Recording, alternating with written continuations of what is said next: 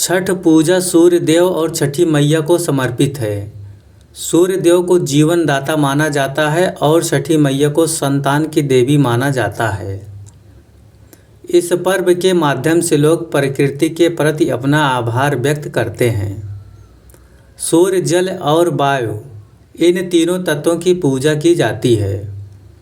पंचांग के अनुसार छठ पूजा का पर्व कार्तिक माह के शुक्ल पक्ष की छठी तिथि को मनाया जाता है। इस साल 7 नवंबर 2024 को दिन गुरुवार को सुबह 6:41 पर शुरू होगी और 8 नवंबर 2024 को दिन शुक्रवार को सुबह 10:34 पर समाप्त होगी, जो इस प्रकार है।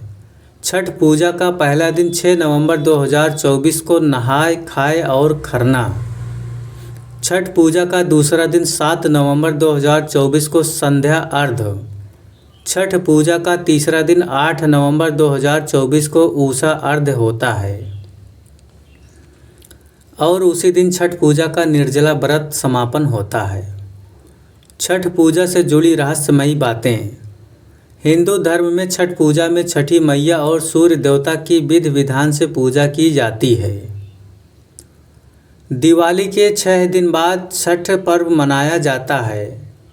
छठ पूजा डूबते और उगते हुए सूर्य देव को अर्घ्य दिया जाता है। इसमें व्रत महिलाएं नदी में कमर तक जल में डूबकर सूर्य देवता को अर्घ्य देकर उनकी पूजा करती है। इसमें 36 घंटों तक निर्जला व्रत रखा जाता है, जो बेहद ही कठिन माना जाता है। पौराणिक मान्यताओं के अनुसार छठी मैया की पूजा करने से व्रत को आरोग्यता, सुख, समृद्धि, संतान सुख का आशीर्वाद प्राप्त होता है।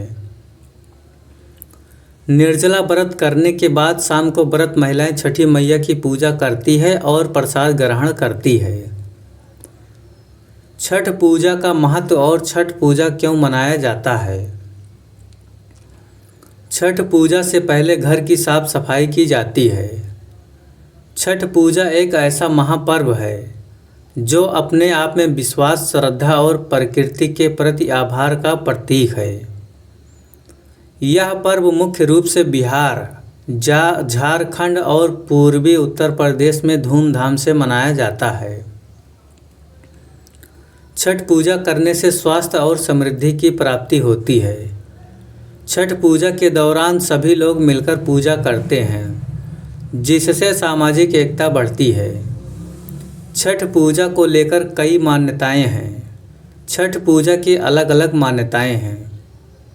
नंबर 1, धार्मिक मान्यता के अनुसार माता सीता ने सबसे पहले बिहार के मुंगेर में गंगा तट पर छठ पूजा की थी और पौराणिक कथाओं के अनुसार जब कर्ण को अंग देश का राजा बनाया गया था, तब वह रोज सुबह शाम सूर्य देव की पूजा करते थे। पांडव की पत्नी द्रौपदी भी सूर्य देव की पूजा करती थी। नंबर 2, सनातन धर्म शास्त्रों के अनुसार द्वापर युग में भगवान श्री कृष्ण के बेटे सांब कुष्ठ रोग से पीड़ित थे। भगवान श्री कृष्ण ने उन्हें सूर्य उपासना करने की सलाह दी थी। नंबर 3, धार्मिक मान्यता के अनुसार जब भगवान राम और माता सीता वनवास के बाद अयोध्या लौटे थे, तो उस समय लोगों ने व्रत रखा था और इसके बाद से छठ पर्व मनाने की परंपरा शुरू हुई थी। छठ पूजा में सिर से लेकर नाक तक सिंदूर का महत्व। छठ पर्व पर महिलाएं सिंदूर अपने सिर से लेकर नाक तक लगाती है और इस सिंदूर की तुलना सूरज की लालिमा से की जाती है। इस प्रकार से सिंदूर लगाने के पीछे मान्यता है कि सिंदूर की लंबी लाइन की तरह पति की उम्र में भी लंबी होती है।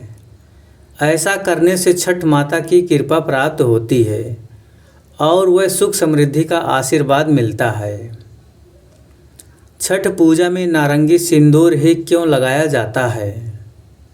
दोस्तों, मांग में आपने सामान्य तौर पर लाल रंग का सिंदूर भरे हुए महिलाओं को देखा होगा, लेकिन छठ पर्व पर बिहार और झारखंड की महिलाएं नारंगी रंग का सिंदूर सिर से नाक तक लगाती है। इसका कारण है कि यह रंग शुभ माना जाता है। सिंदूर हनुमान जी को चढ़ाया जाता है। हनुमान ब्रह्मचारी थे और विवाह के बाद दुल्हन का ब्रह्मचर्य व्रत समाप्त होकर गृहस्थ जीवन की शुरुआत होती है। ये प्रथा बिहार और झारखंड की ही नहीं बल्कि कई जगहों में ऐसा होता है। Thanks for watching this video. बहुत बहुत धन्यवाद।